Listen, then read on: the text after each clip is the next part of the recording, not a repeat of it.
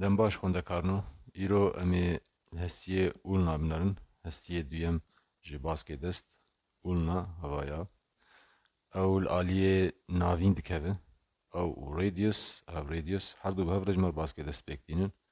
Hestiyê ûlna wek em dibînin ew jî hestiyê dirêj e, ew jî ji van hestiyê dirêj di laşê me de, ev ûlna. Di serkîvî hene, serkê jorîn, derbasî gihêka enîşkê dibe û serkê jêrîn. Ana ev serkê jorîn ê hestiyê ûlna ê destê rastê em ji aliyê rexekî lê dinarin, di niçkan dibînin. Niçkek li beşa paşî ji hestiyê çê dibe. Ev beşa paşî me hestiyî îro kir di beş, beşek pêş û beşek paş olkiranin, ev niçka olkiranin ji beşa paşî çê dibe. Ev niçka dinî asoyî evaya em jê dibê niçka nikilî ya da koronoid. Ev niçka me a paşî a olkiranin rûberê wê pêş ava rûberê pêş gihekî ye. Ev rûberê wê paş gij e û qof e. Li nav qof bûnayê na şo dibe spartgehek ji masûlkeya triceps re. Niçka din a asoyî avaya em jî dibêjin me got niçka nikilî mîna pîramîdeke çargoşeyî de ye. Lûtkeya wê naber bi pêş e vaya û binkeya wê ji xwe di hestî de ye. Yani ew û hestî dibe yek.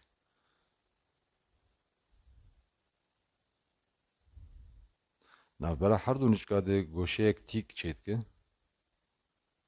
Hewlo bi rûberê gihekî ê çirikî di hestiyê me ê homîros de. Ev dû re ji me re enîşkê pêk dînin. Şwe a girîng ev jî rûberekî din gihekî heye li ser niçka nikilî. Ev rûbereya bi hestiyê radius re gihekê çê dike. Alvêdekê radius xwe dispêre.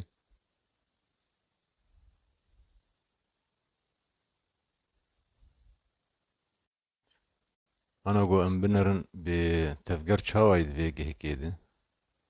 Ji ber got enîşk bi xwe sê giheka nava xwe de dihewîne. Ev giheka got me digot navbera radius û ulna de. Havaya. Radius ev serkevî silinderî di vê korta a radius de zîvirîne yani hundirê wê de dizîvire.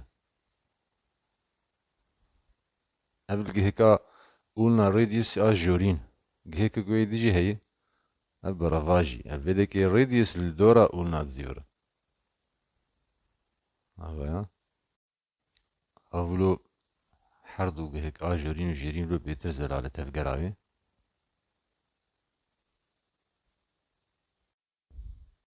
Niha tevgera enîşkê bi xwe heva ana em li niçka olkiranin dinarin derbasî vê korta olkiranin dibe di hestiyê homîros de.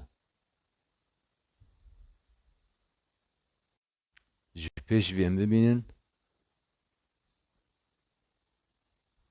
ev niçka nikilî hevaya derbasî korta nikilî dibe.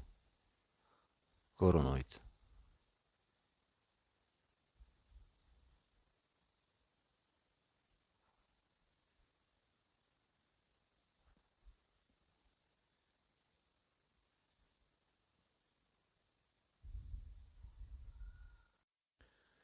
Em vegerin gewde, gewdeyê hestî sê rûyî hene, rûyê pêşî evaya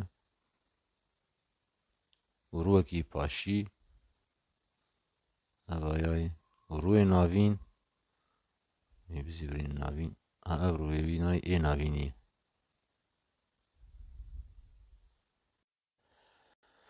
ev jî dawya wî jêrîn e. Ev eva spî ev serkê gihekî ye.